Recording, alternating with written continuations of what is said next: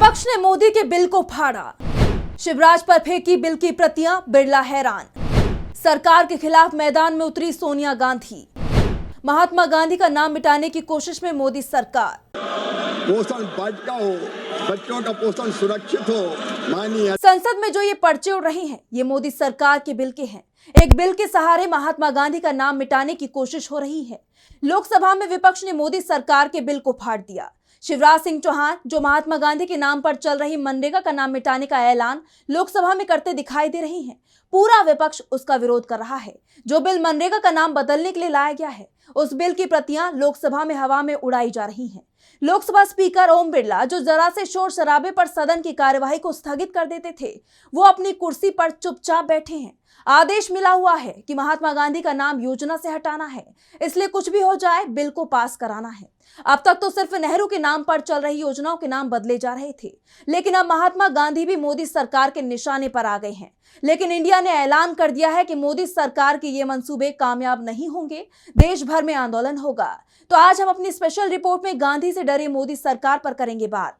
नमस्कार, मैं आंचल। माननीय अध्यक्ष महोदय, हमने इस योजना में आजीविका को समृद्ध करने का काम कर रहे हैं, जिसका उद्देश्य विकसित भारत होगा। प्रधानमंत्री नरेंद्र मोदी जी के नेतृत्व में शिवराज सिंह चौहान मनरेगा का नाम बदलने वाला बिल लेकर आए हैं। लोकसभा में इस पर चर्चा हुई। चर्चा के दौरान सरकार पूरी तरह से बैकफुट पर दिखाई दी। सवाल सहयोगियों की तरफ से थे, लेकिन सरकार में शामिल होने की मजबूरी के चलते बिल का समर्थन करने की मजबूरी दिखाई दी। लेकिन विपक्ष के सामने ऐसी कोई भी मजबूरी नहीं थी। वो सरकार से सवाल कर रहा है कि महात्मा गांधी के नाम को मिटाने की कोशिश क्यों की जा रही है। मोदी सरकार कितनी भी कोशिश कर ले, लेकिन गांधी के नाम को मिटा नहीं पाएगी। संसद के बाहर भी इसे लेकर जबरदस्त प्रदर्शन हुआ।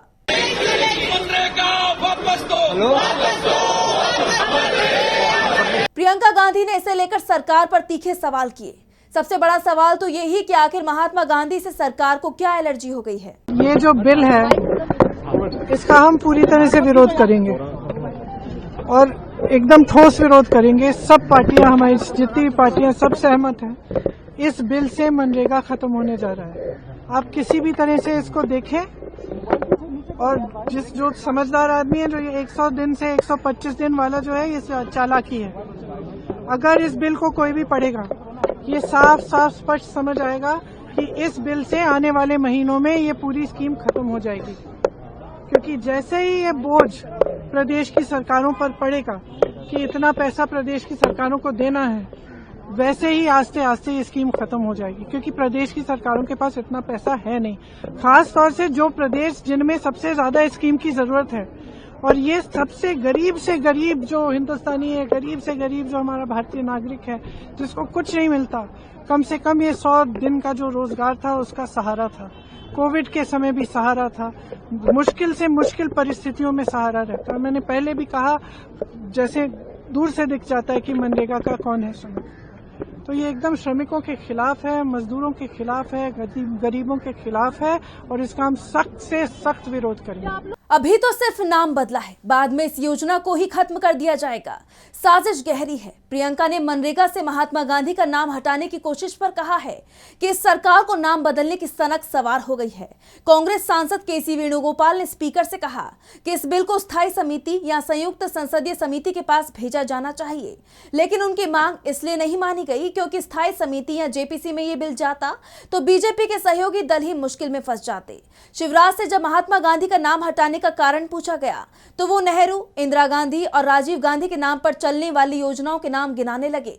लेकिन महात्मा गांधी का नाम योजना से क्यों हटाया जा रहा है, इसका जवाब नहीं दे पाए। वैसे ये कोई पहला मौका नहीं है जब महात्मा गांधी को निशाना बनाने की कोशिश हो रही हो। बीजेपी के सांसद लगातार महात्मा गांधी पर निशाना साधते रहे हैं।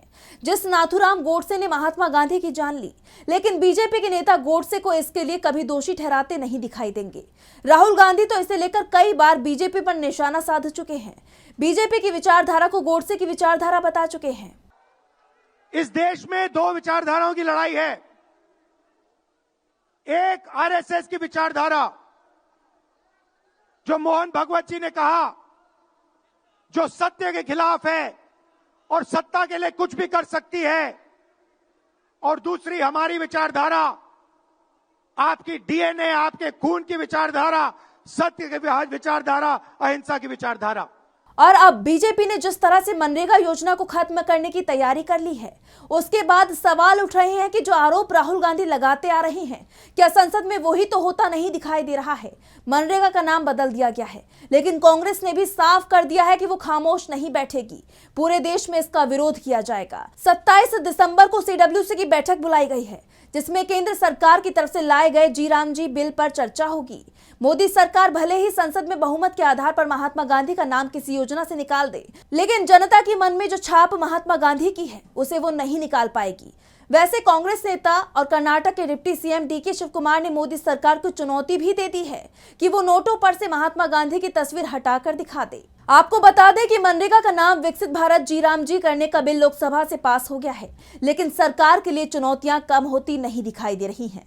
पश्चिम बंगाल सरकार ने ऐलान कर दिया है कि वो महात्मा गांधी के नाम पर बड़ी योजना लेकर आ रही है।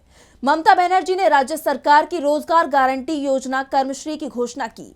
उन्होंने ये ऐलान भी कर दिया है कि इस योजना का नाम महात्मा गांधी के नाम पर रखा जाएगा। इस दौरान ममता बनर्जी ने कहा कि केंद्र सरकार की तरफ से मनरेगा योजना से महात्मा गांधी का नाम हटाया जाना बेहद शर्मनाक है। अगर वो लोग राष्ट्रपिता को सम्मान नहीं दे सकते तो हम देंगे।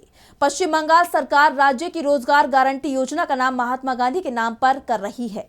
बीजेपी की सबसे बड़ी चिंता तो यह है कि पश्चिम बंगाल में 3 महीने में ही विधानसभा चुनावों का ऐलान हो जाएगा, और जिस बंगाल को साधने के लिए संसद में वंदे मातरम पर चर्चा कराकर मोदी सरकार अपने हाथ जला चुकी है, उसके लिए महात्मा गांधी के नाम पर चल रही योजना का नाम बदलना और भारी पड़ने वाला है। इस मुद्दे पर पूरा विपक्ष एकजुट हो चुका है। मोदी सरकार से सवाल किए जा रहे हैं कि अगर उसे भगवान राम के नाम पर कोई योजना लानी ही थी तो वह अपनी कोई योजना तैयार करती। कांग्रेस के नेतृत्व वाली यूपीए सरकार की योजना का नाम बदलने की क्या जरूरत थी।